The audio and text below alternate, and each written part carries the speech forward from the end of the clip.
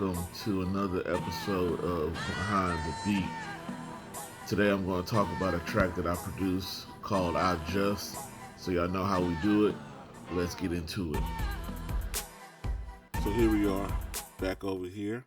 Let's bring up the Pro Tools session. Like how I do it, mix window, the edit window. This track I did a lot of my post-production uh, pretty much before I brought it into Pro Tools. I did some mixing and stuff like that. So kept the track pretty simple. If I go back to the mix window, just balanced everything real good, add a couple of effects, and pretty much just kept it simple. You know how we do it. I'll play the track for a little bit, then I'll come back and just break it down track by track.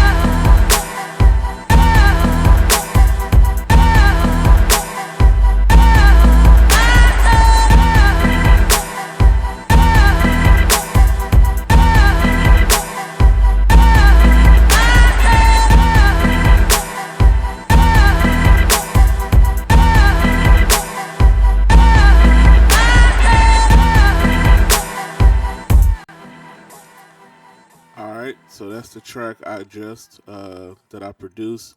This track actually was on my Volume 2 instrumental project. So I'll just go break down pretty much what I did. So I started off with the sample. And with the sample, I'm actually running that through a delay and a reverb. I'm using the H delay. I love using the delay for ping pong effects to kind of give it that stereo feel, bouncing back and forth from left and right to the speaker. And then I'm also using a Lexicon, running it through a reverb just to give it a more bigger space, a bigger room. So this is how it sounds with those two fused together.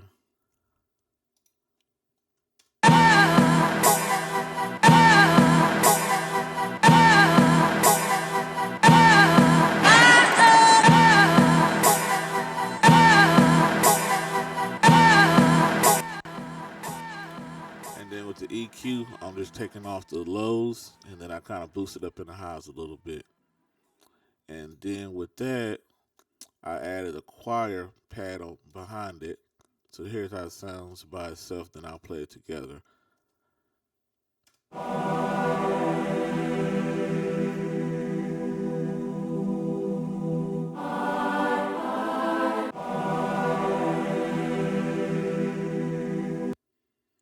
Just kept it real simple. With the EQ, just rolled off some of the low. That's pretty much what I did. And then here how it sounds with the sample and that together.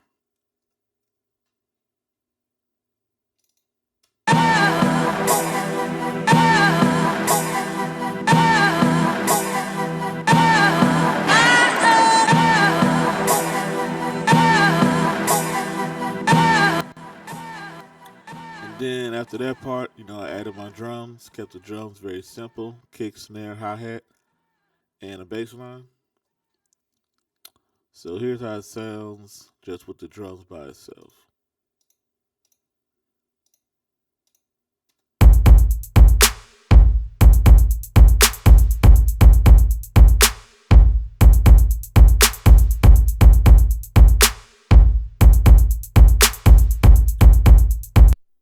And then I also had the bass line on top of that. With the bass, I rolled off just a little bit of the low around 41 just to get rid of any unnecessary rumble that I didn't want in the track. And then I'm also added the R bass just to give it more push and more thump.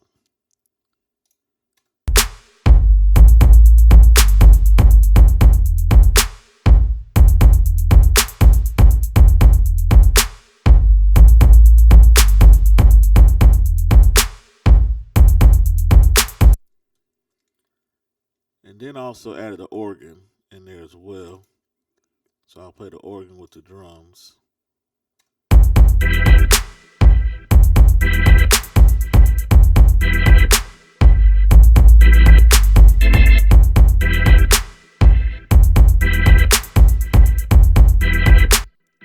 And I'm running that organ through the delay, the ping pong effect delay, running it through that delay. And then also, when we go into leading into the second part of the verse, I added some strings. So I'll play that.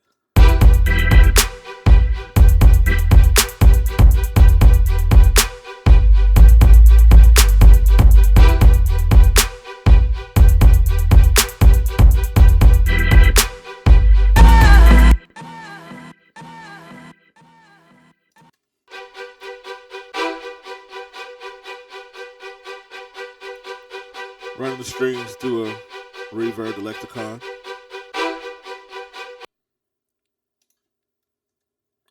Then after I did that, I went into the hook, and with the hook, I added a arpeggiator. Y'all know I love my arpeggiators.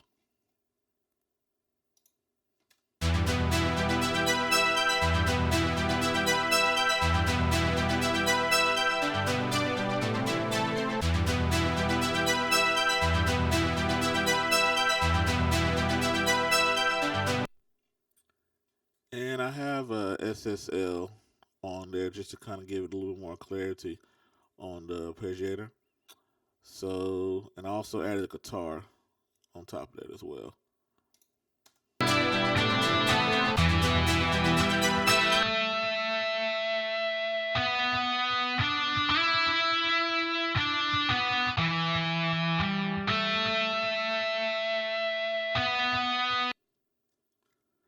And then towards the end, I added a little piano just to kind of give it more color to the track.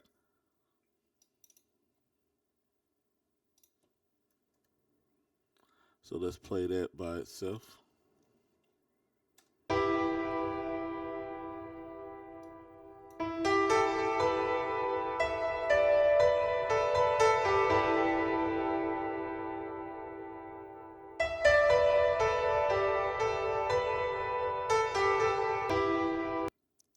So when you play all that together,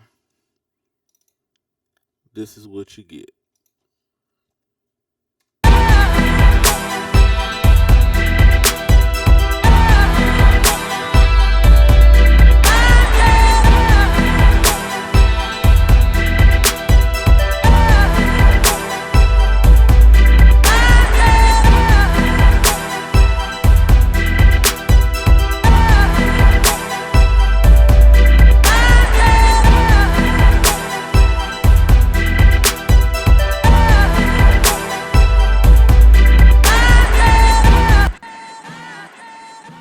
And there you have it. That's the track that I produced. That was actually on volume 2 of my instrumental series. So yeah, so I basically just pretty much just kept it simple, like I said. And once again, I left a lot of room for the artists to do what they need to do. They can kind of just ride the sample, ride the drums or the bass line. But either way, I kept it very simple to where I don't have a lot of instrumentation going on to where it's cluttering up the artists to do what they need to do. But so yeah, that's it for this track. I'll be breaking down other tracks going forward and just showing you how my thought process, how I did the beat, and how I did what I did to get the sound that I'm looking for in the tracks. So if you got any questions, email me at tyrus@tdmusicstudios.com. If you want to collab, you can email or visit the website, tdmusicstudios.com. And that's it.